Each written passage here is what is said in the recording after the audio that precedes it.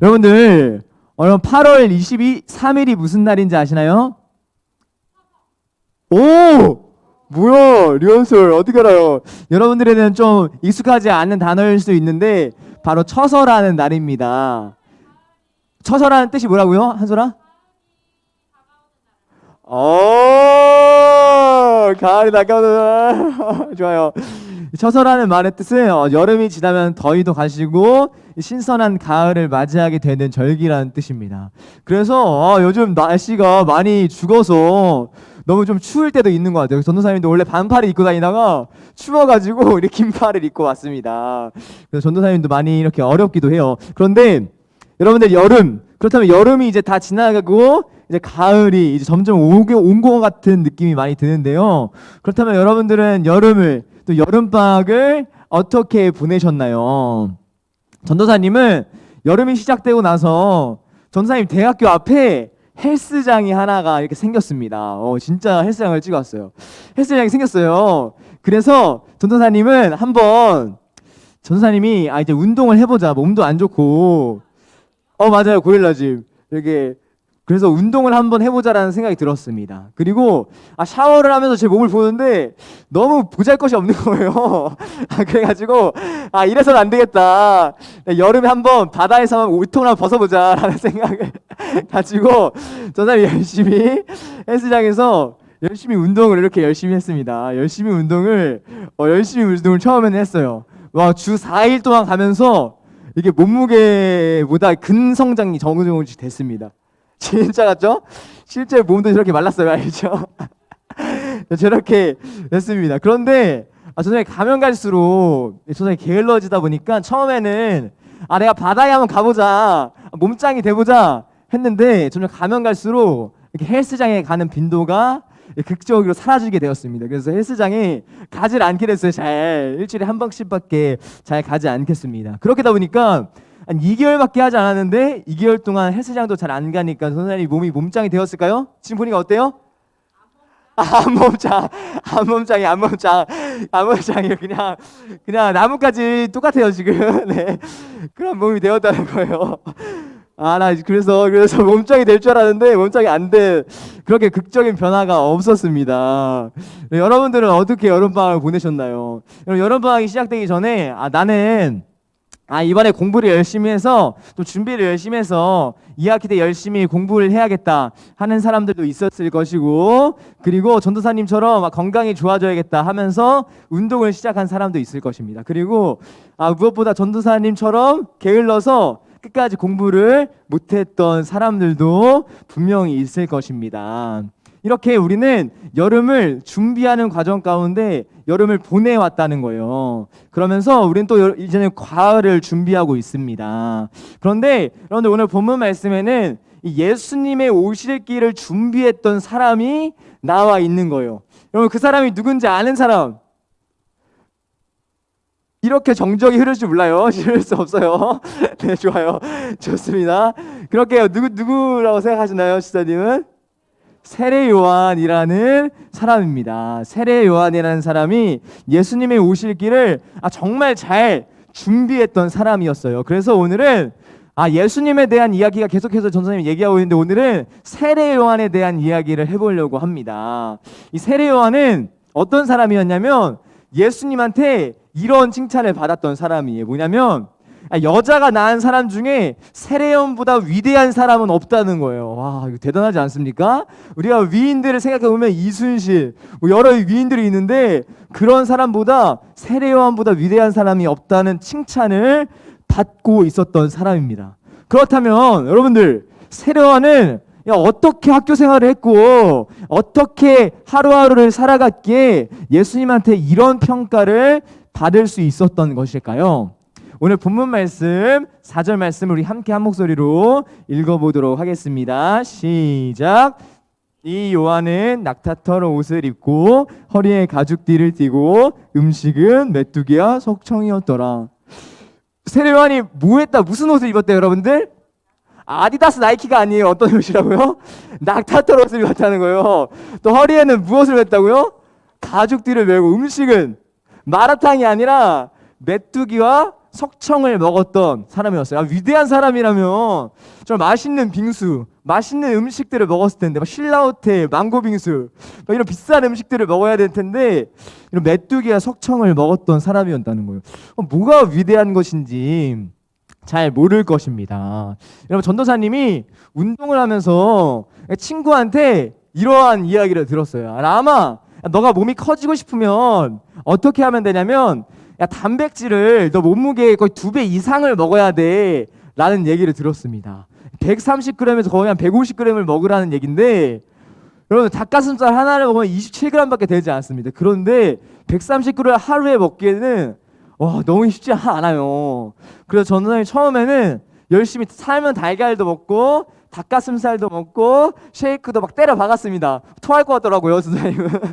그런데 그래 먹다 보니까 나중에는 질려서 못 먹겠는 거예요. 나중에는 처음에는 막 쉐이크도 먹고 막 단백질도 먹고 닭가슴살도 먹었는데 나중에는 질려서 못 먹었어요.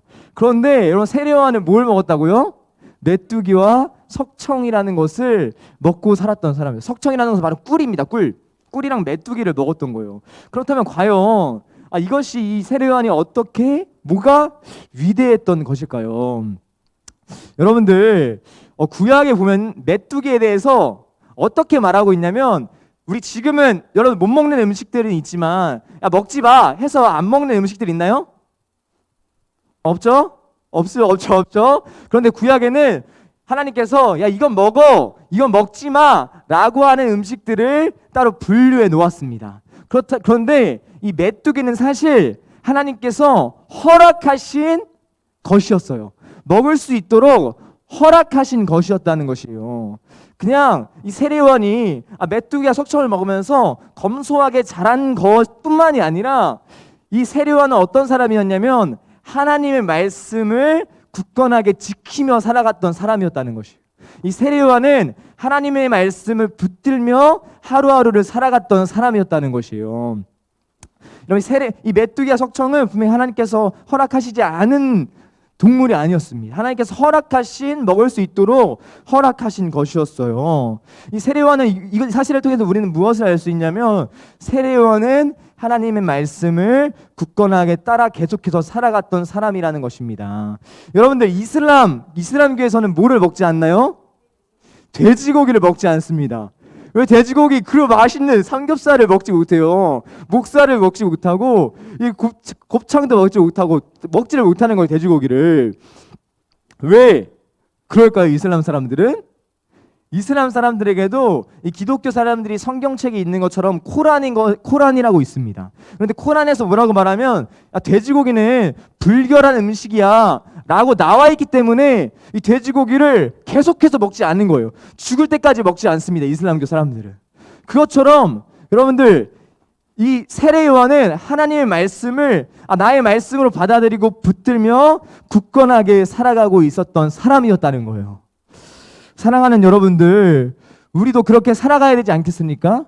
우리도 이 메뚜기를 먹으라는 것이 아니에요. 하나님의 말씀을 붙들며 살아가야 한다는 얘기입니다. 여러분들, 이 하나님의 말씀을 우리는 하루 먹으면 내일 또 잊어버리기 쉽고 내일 또 지키지 못할 때가 너무나도 많습니다. 그런데 여러분, 세례요한은 어떠했다고요? 하나님의 말씀을 붙들며 하루하루 계속해서 살아갔다는 것이에요. 사랑하는 여러분들은 어떤 신앙생활을 하며 살아가고 있나요? 신앙생활이라는 것은 우리가 어떠한 상황에 처했든 간에 하나님의 말씀을 붙들며 살아가는 것이, 하루하루 붙들며 살아가는 것이 바로 신앙생활인 것이에요. 우리가 열심히 공부해야 하는 상황에서도 불구하고 내 친구들이 다 저쪽으로 간다고 할지라도 하나님의 말씀이 이쪽 길이기 때문에 내가 오늘도 이쪽 길을 갑니다 라고 하면서 하나님의 말씀을 붙들며 살아가는 것이 바로 신앙생활이라는 것이. 사랑하는 여러분들, 우리가 이러길 원합니다. 우리가 하나님의 말씀을 오늘 듣고 내일 까먹는 것이 아니라 하루하루 하나님의 말씀을 붙들며 인내하며 끈질기게 살아가길 소망합니다. 사랑하는 여러분들 한 사람 한 사람이 정말 학교 가운데서 정말 여러분 친구들 무리 안에서 정말 이 말씀을 붙들며 살아가는 여러분들 되기를 간절히 소망합니다. 두 번째, 세례요한은 이런 사람이었는데요. 오늘 말씀 11절 말씀을 같이 함께 한 목소리로 읽어보도록 하겠습니다. 시작. 나는 너희로 회개하기 위하여 물로 세례를 베풀거니와 내 뒤에 오시는 이는 나보다 능력이 많으시니 나는 그의 신을 들기도 감당하지 못하겠노라. 그는 성령과 불로 너희에게 세례를 베푸실 것이요.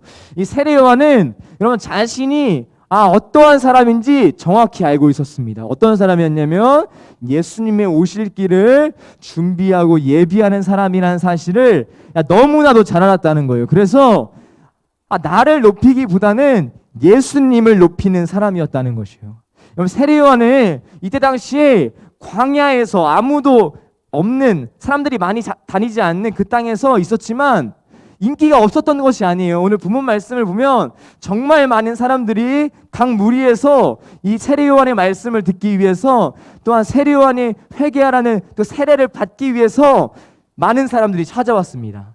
그런데 이 세례 요한은 자신을 높이지 않고 누구를 높였다고요? 예수님을 높였던 사람이었습니다. 여러 제자들도 있었어요. 그러나 예수님을 높였다는 거예요. 예수님의 신발을 드늘기도 감당하지 못하겠노라 라고 말하면서 예수님을 높이고 있었던 사람이었다는 것이에요. 여러분들, 우리도 그렇지 않습니까? 우리는 어떻게 부름받았냐면, 우리는 세례 요한이 예수님의 길을 준비하는 사람인 것처럼 우리도 예수님을 높이기 위해서 우리는 부름받았습니다. 이 자리에 예배하기 위해서 우리가 부름받았다는 것이에요. 하나님을 찬양하고 하나님께 경배하기 위해서 우리는 부름받았습니다.